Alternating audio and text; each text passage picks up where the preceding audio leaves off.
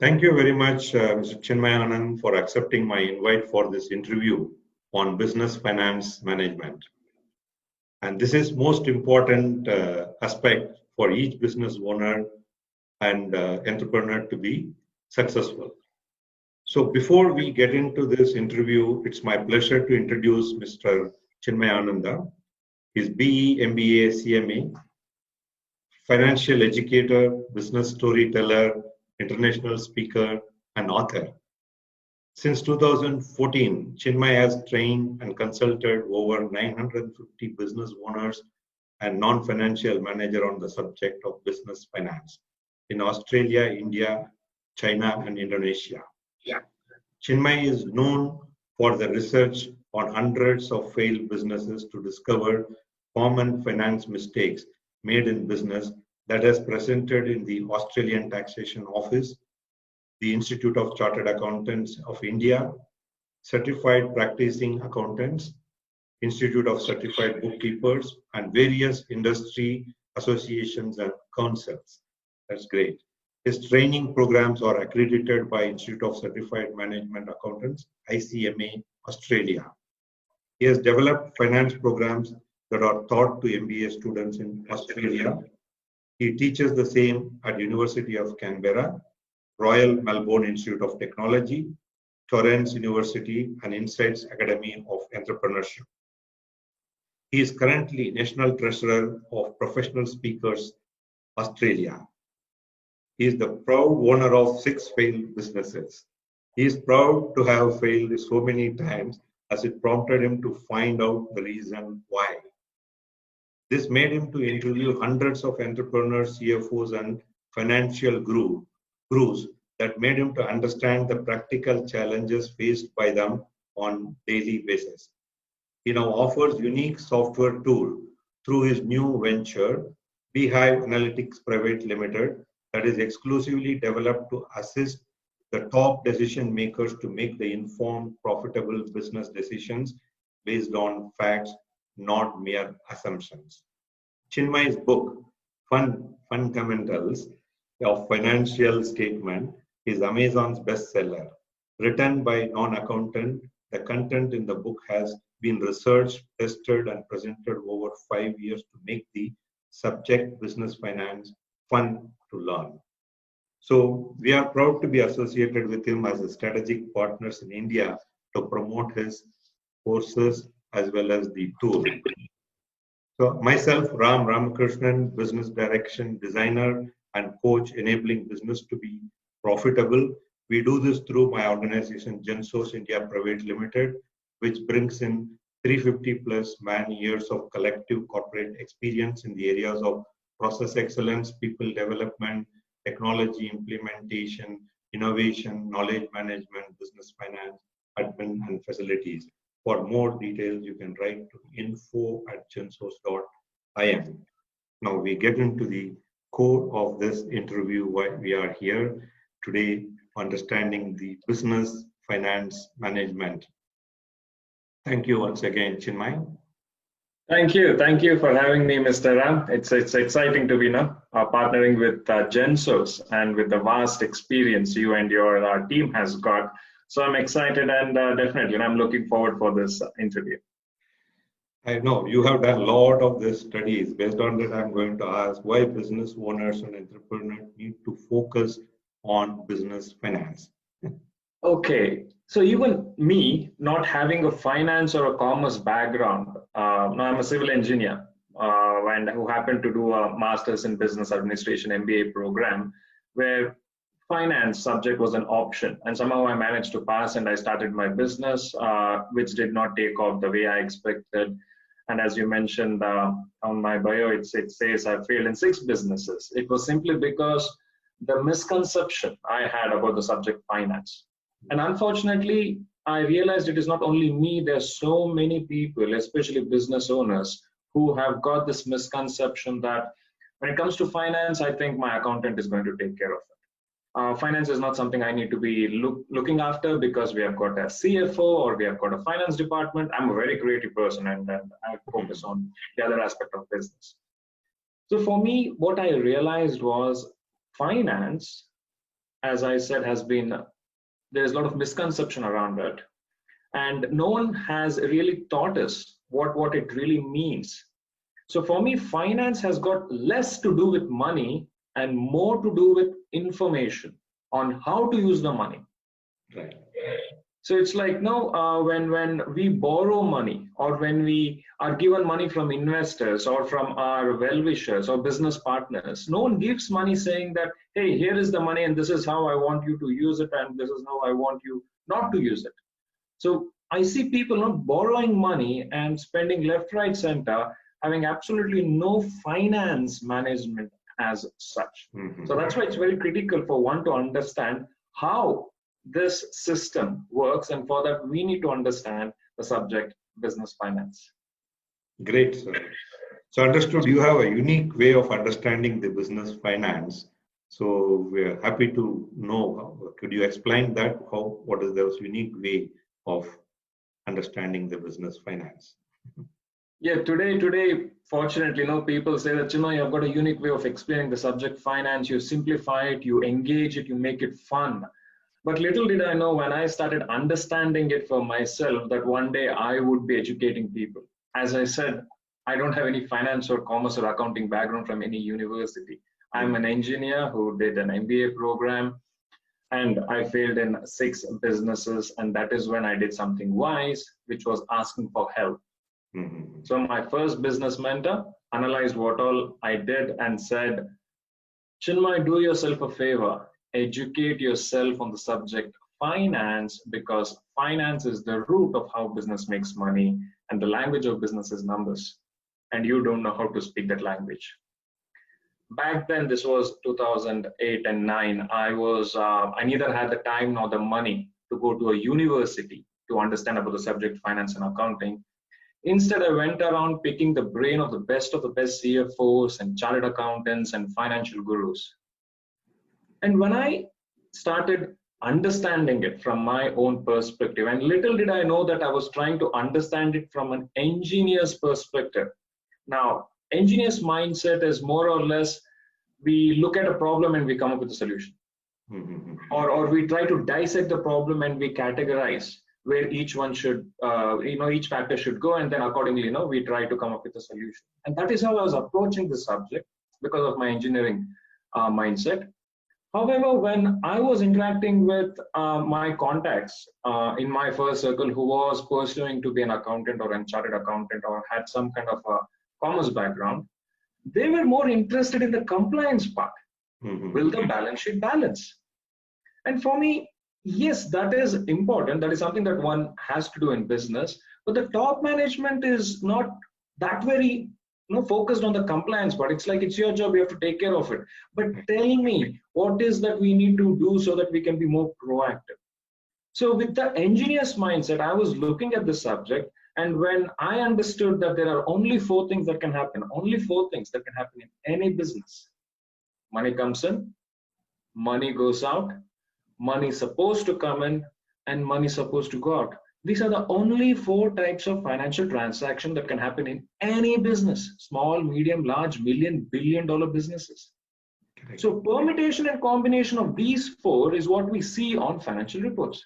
Mm-hmm. So when I got to understand this is so simple, then it was all about me trying to further interact with all the financial gurus and demystify numbers. So today what I do is, as I keep saying, there are only 2 rules in business. Rule number 1, always make sure your business is making more money than it is spending. Mm-hmm. Rule number 2, never forget rule 1. Yes. So to know if a business is making more money than it is spending, we have to understand what's happening in these 4 areas of financial transaction. And my expertise is to help people get on top of these 4 transactions so that they make decisions based on facts and not mere assumption. Mm-hmm. Okay, great. That's a very simplified version of understanding finance. And I also not heard till date anyone explaining to me finance so simply, business finance part of it. So how business finance program, some of the programs you are offering, how that will help the people and who is the target audience for that? Okay. As I told you, initially when I started to understand about the subject finance, it was all for my understanding. But one thing I knew back then, because I was doing a bit of coaching with regards to public speaking, one thing I had understood was between teacher and the student, the teacher always learns more. Yeah, so with whatever little understanding I had about the subject finance, I started teaching to my immediate friend circle, because I wanted to learn more through the questions that they would be asking. So when they stumped me with few questions, I used to go back again, pick the brain of some CF or an accountant. And that's how I started learning about the subject. And very soon, as I mentioned before, it was not only me, there were so many business owners out there who thought this was complicated, or they tried to understand about this subject. Now, nothing against accountants, but unfortunately, many programs offered on this subject, finance, are taught by accountants. And for me, why should we learn finance from an accountant? Again, as I said, nothing against accountants, but unfortunately accountants, they immediately start with level 5 when they start a conversation. But most people without accounting or finance background, they're at level 1. Now, what is debit, what is credit, what is profit, what is cash, what is top line, what is bottom? No, simple basic things. And what we understood was, okay, here is a gap and we need to educate people. So what we do is we get people excited about numbers and finance. Now, it's a common sense subject. Well, unfortunately, common sense is not very common. That's debatable. But still, what we try to offer through our program is empowering them, getting them excited, and showing how simple the subject finance can be. And at the same time, I analyzed 142 failed businesses, to be precise, back in 2012, 2013. And what I found out was there was a common trait, no common mistakes all these businesses were doing. So I compiled my research findings, came up with common finance mistakes, which have presented to Australian Taxation Office, a lot of accountant bodies around the world.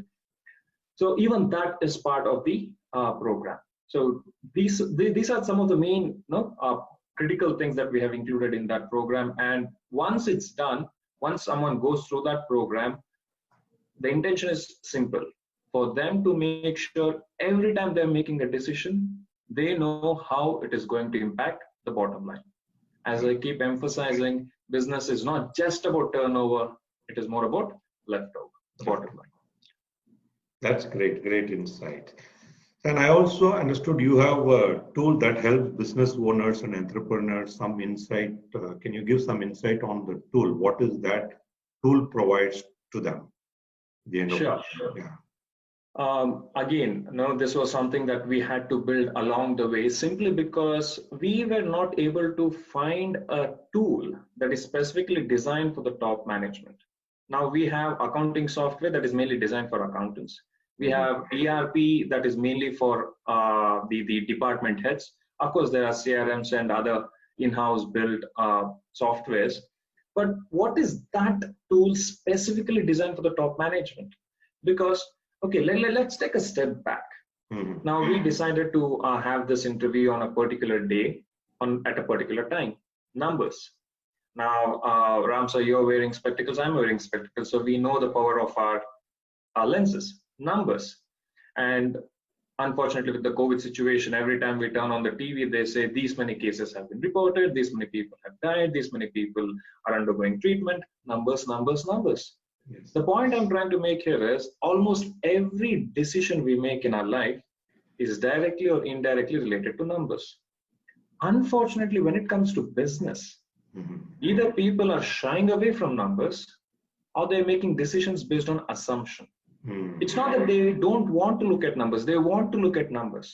And top management, when they want to make that critical, important decision, they will ask for a specific number. But unfortunately, when they ask for that number, people around them, it might be an accountant or some other person in the finance department, immediately they will come and dump data. They'll send one Excel file which will have 10, 15 sheets within it. And the top management is like, how am I supposed to connect all this? And they come up with their own rule of thumb. I'm pretty sure, you know more than me when you're dealing with manufacturing companies. I think if we make so much of turnover, if we convert so much of raw materials, this might be the profit we will be making. It's all assumption. So what we do is data is like crude oil that needs to be filtered and processed. So we take that data and we filter it, which becomes information. Information process becomes a relevant information, and that relevant information communicated in form of story becomes a meaningful conversation. So after me interacting with a lot of top management, most of them here in Australia, few in India, Indonesia, and China, what I found out was predominantly they would like to know three things at any given point in time. Three things. One, where is our company? Now, whenever I ask this question, now where is the company, what's happening in your business? Most people say, oh, we're doing all right, we're doing good, we make 50, 100, 150 million turnover. No, business is not just about turnover, it is more about leftover. So very few top management people, they know where is the company from PBT, profit before tax perspective. The second thing they would like to know is, why is the company still here? Yes. Now, why are we making 50 or 100 million or 100 crores? For that, we need to understand how the business got here in the first place. We need to understand and analyze what happened last financial quarter or last financial year. We need to understand at least 2-3 financial reports. So that's the second thing they would like to know. Why is the company still there? The third thing they would like to know is, now whether in life or in business, we are here, we want to go there. So let's say I'm in Bangalore, I want to go to Mumbai. Same thing in business. Most people say, we are making 50 million, we want to make 80 million. But unfortunately, that 50 and 80 is always talked from turnover perspective. Instead, it should be from leftover perspective. So what we try to help them understand is, okay, the third thing is the decisions they made yesterday that they are about to make today or they will make tomorrow, will it help the company to go from here to there or here to somewhere else? So that is what we have tried to achieve through our software, which fortunately, business owners have embraced, because they're like, okay, finally, this is something that we always wanted. And that is where we are focusing a lot these days. Yeah, that's great. As you said that when I was working in corporate, I always used to ask the people saying that when everything is done, they come and present the report. I used to tell them it is the postmortem report, how that is going to help. But I think I need to on a real time to know what is it happening. Something before I approve, I need to know whether it is good to do, not good to do. That's some of the thing I'm sure your tool will always throw light and will help us. Great to know that. So I'm sure all of us are in difficult times, current situations. And at this point in time, I just wanted rather than advise, what is that your point of view? What is that you ask business owners and other people to look at this point in time? What is important for them to look at? Okay. Now, as we have already understood the importance of numbers, and it all comes down to numbers when we have to make decisions. No, let us emphasize more and look at numbers. Yes. We need to know not just the top line, but also the middle line and the bottom line. Now, how much are the profit that we are making in each of these departments? Now, I don't want to bombard and give generic advice as such. Yes. Let me share with you an incident that happened almost 5 years back. Yeah. And this was when I was in my third year after I had launched the Finance Academy Australia. So I was still struggling to make sure that end of the month I'm able to pay all the bills and make some profit and then reinvest in the business. And I attended a business seminar, and they had 6 panelists.